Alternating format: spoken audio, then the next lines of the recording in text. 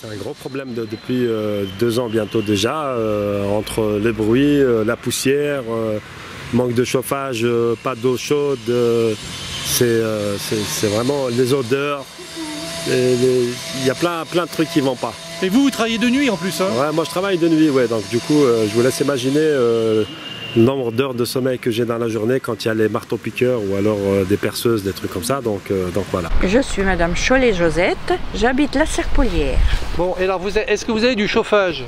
Pour moi non, parce que quand je marche pieds nus par terre, puisque nous avons le chauffage au sol, les dalles sont froides, donc à partir, même pas tiédasses.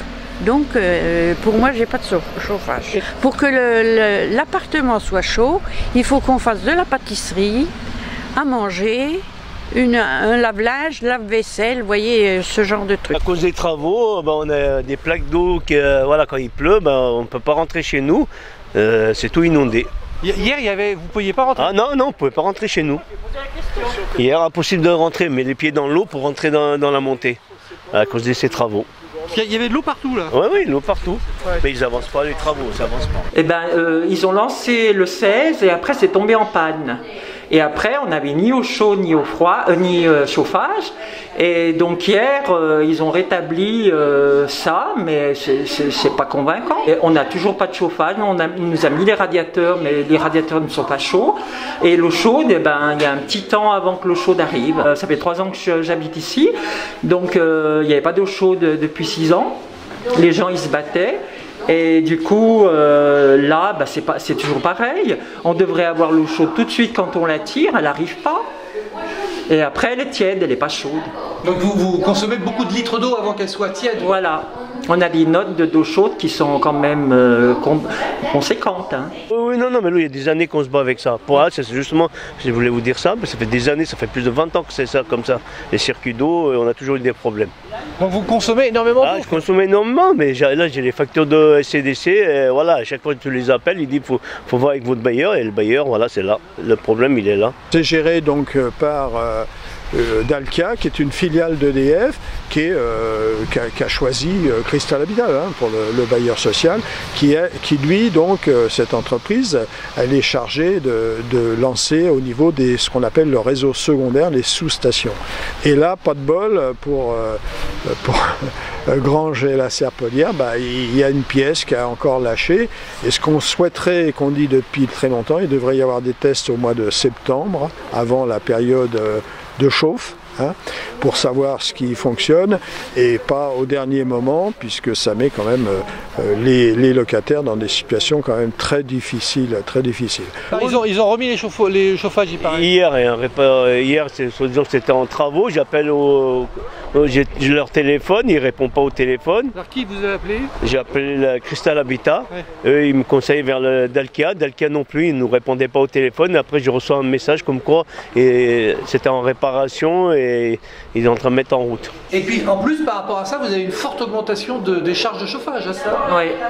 Moi je paye 94 € par mois, donc ça fait presque du 1000 € à l'année et je ne suis pas chauffée. Je paye et on n'a pas la qualité, alors c'est sûr qu'on rouspète. Hein. Donc quand vous appelez qui là pour savoir ce qui se passe? Eh ben moi j'ai appelé les conseillères de Cristal Habitat, j'ai essayé d'appeler Dalkia, ils ne répondent pas. SCDC m'a dit qu'il fallait appeler Dalkia, donc voilà. Qu'est-ce que vous dites Cristal Habitat? Cristal Habitat, ils me disent qu'il y a eu une panne et puis qu'il faut attendre que ça soit résolu. Parce que c'est presque chaque année, hein, ce qui se passe. Oui, c'est presque chaque année, parce que je crois qu'il y a l'usure certainement du...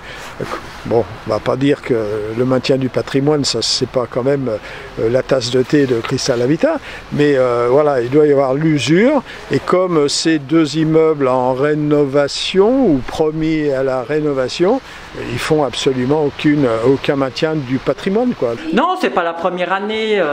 Je sais pas, cette montée, elle est maudite. On a toujours quelque chose qui va pas. Et on paye et on n'a rien. Donc moi j'en ai ras-le-bol, moi. Et puis toute la montée aussi, on est fatigué, on en a marre. Mal ressenti à la fois, mal ressenti parce que quand tu as froid dans ton logement, c'est pas des conditions acceptables, hein, d'accord, mais ça s'accompagne aussi d'une hausse des charges de chauffage considérables. Par exemple, entre 2021 et 2022, la moyenne des hausses, c'est 35%, alors qui sont liés par plusieurs facteurs, liés à l'avenant 23 signé entre la majorité municipale et la SCDC, qui représente à peu près 20%. Alors 35%, il faut être honnête, c'est avant l'application du bouclier tarifaire. Mais ça leur fait, s'il n'y avait pas eu cet avenant en faveur des actionnaires d'Engie, ils auraient eu quasiment pas d'augmentation d'une année sur l'autre de hausse du chauffage, puisque on évalue à 20% la hausse liée à l'avenant. Il y a 12% du bouclier tarifaire, ils auraient eu peut-être 4, 5, 6, voilà, en gros, hein, pour donner un ordre d'idée.